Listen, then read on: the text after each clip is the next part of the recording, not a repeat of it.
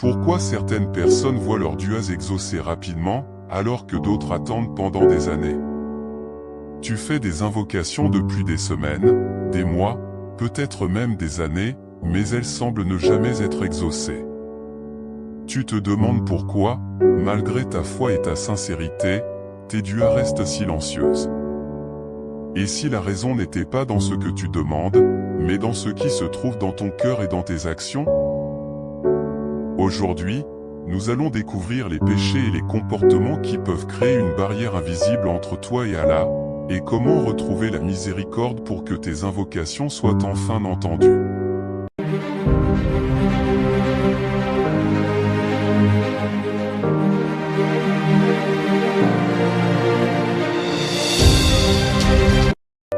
Les péchés peuvent fermer les portes de l'acceptation.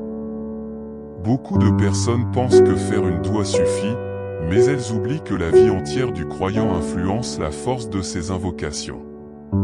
Certains péchés créent une distance spirituelle entre le serviteur et son créateur. Le prophète Mohammed a parlé d'un homme qui voyage longtemps, qui est fatigué et poussiéreux, qui lève ses mains vers le ciel en disant « Ô Seigneur, ô Seigneur ».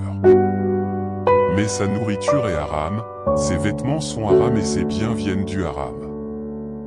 Alors comment son invocation pourrait-elle être acceptée? Ce hadith montre que la spiritualité ne se limite pas aux mots que nous prononçons, mais à la manière dont nous vivons. Gagner de l'argent illicite est un obstacle très sérieux à l'acceptation des invocations. Lorsqu'une personne obtient ses revenus par la tromperie, la fraude, l'injustice ou toute autre source interdite, cette richesse peut devenir une barrière spirituelle. Ce que nous mangeons, ce que nous portons et ce que nous possédons influencent directement notre relation avec Allah. L'islam insiste sur la pureté des moyens. Lorsque les revenus sont halal, la baraka entre dans la vie du croyant et ses invocations deviennent plus proches d'être acceptées. L'injustice envers les autres peut aussi bloquer les bénédictions. Faire du tort à quelqu'un, mentir, trahir ou opprimer une personne est extrêmement grave. En islam, l'injustice est l'un des péchés les plus dangereux, car elle détruit les relations humaines et attire la colère d'Allah. Le prophète Mohammed a averti que l'invocation de l'opprimé n'a aucun voile entre elle et Allah. Cela signifie que si quelqu'un subit une injustice et invoque Allah, sa doua peut être exaucée contre l'oppresseur. C'est pourquoi réparer les torts et respecter les droits des autres est essentiel pour garder un cœur pur.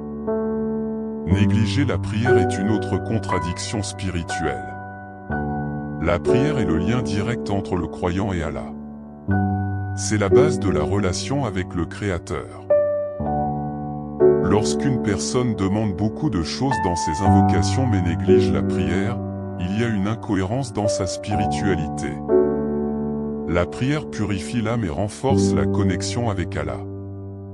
Celui qui veut que ses duas soient acceptés doit d'abord protéger ce pilier fondamental de l'islam. Faire des péchés sans jamais se repentir peut aussi fermer les portes de la miséricorde.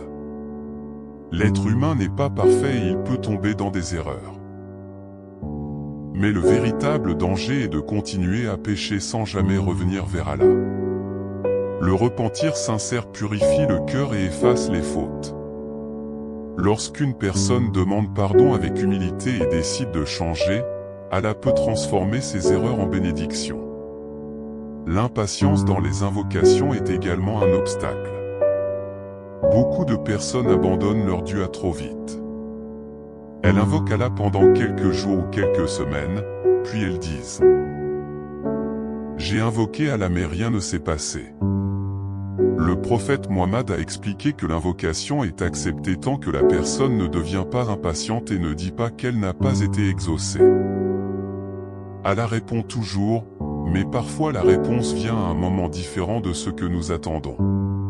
Le manque de sincérité peut aussi affaiblir une invocation. Une doua répétée mécaniquement, sans présence du cœur, perd sa force spirituelle. L'invocation doit venir d'un cœur humble, sincère et conscient de la présence d'Allah. Ce n'est pas la longueur de la doua qui compte, mais la profondeur de la foi avec laquelle elle est prononcée.